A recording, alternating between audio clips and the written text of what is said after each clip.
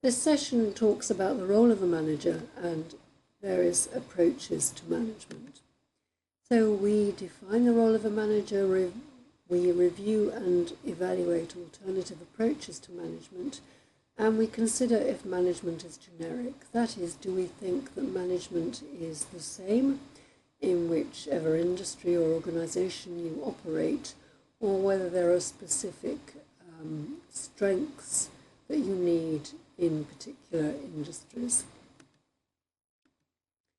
This diagram shows the mechanics and the dynamics of management. You'll see the circle at the top looks at planning, investigating and forecasting, and also recognizes the need for an efficient organizational structure or design. The circle at the bottom talks about communicating throughout the organization, coordinating people who you have working for you, and controlling and monitoring the work that is achieved. And you'll notice that in the center of everything is leadership, which reflects the importance of leadership in the process of getting everything achieved. What do managers do? Well, a simple definition of management includes being able to organize, to regulate, and to be in charge of. The management function now is accepted as getting things done economically through other people. And I think this is quite a nice definition because it focuses on three things. It focuses, first of all, on the need to get tasks achieved, but also getting them achieved cost effectively. Having always taking into account the bottom line and the profits you make at the end of the day.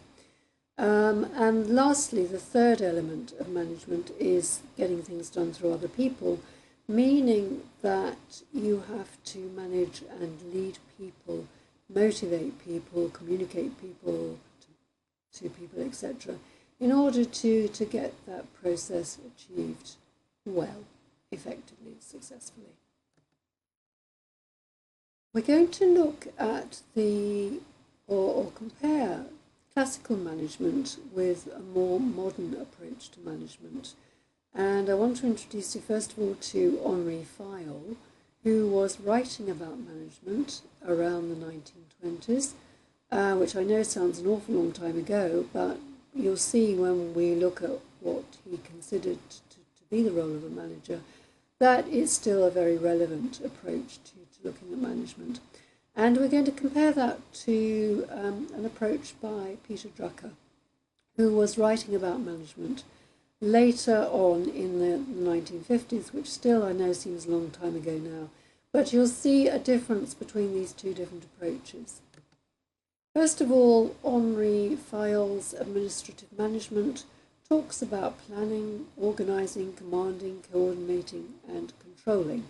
And if we compare that with Drucker, who talks about management being tasks, management being discipline, and management being people, we see that the difference here is that this later definition of management brings in the element of people, whereas if you go back a moment to Fayol, there was no mention of the people at all. It was just purely focusing on getting the job done. Here with Drucker, he considers the importance of people and their development, motivation, and the communication with them. So you can see a sort of evolution in the expectation of management. We're going to look at different approaches and look at some of the advantages and drawbacks of them. First of all, the classical approach to management, and then the human relations approach, the systems approach, and a contingency approach. First of all, a classical approach to management which focuses on getting the task done within a very formal structure, a strict hierarchy of management, focus on the technical requirements within a very rational and logical culture. And the examples here are scientific management and bureaucracy. Scientific management is a perspective of management that concentrates on the work being achieved effectively. And it's called the scientific approach because it identifies the best possible method for achieving each task. Frederick Taylor was known as the father of scientific management, and his philosophy was to break down each task into subtasks and look at the most effective way of performing each of those subtasks, to carefully select workers and train them, train them to do the tasks in purely one way only. And there was a distinct division of work and responsibility, with management being responsible for planning and workers being responsible for getting the work done. He assumed that people are only motivated by the desire to work for higher wages, and therefore if you train them well, they will do the job quicker, they will do the job better, and therefore they can earn more money. He, on the other hand, ignored the worker as a member of a group with social needs and the need for that individual to seek job satisfaction. The second approach to management in this category is the bureaucratic management approach, and this is based on the work of Max Weber, who again was writing very early, but as you'll probably realize from the title, the name of this approach, it's still very much in evidence today.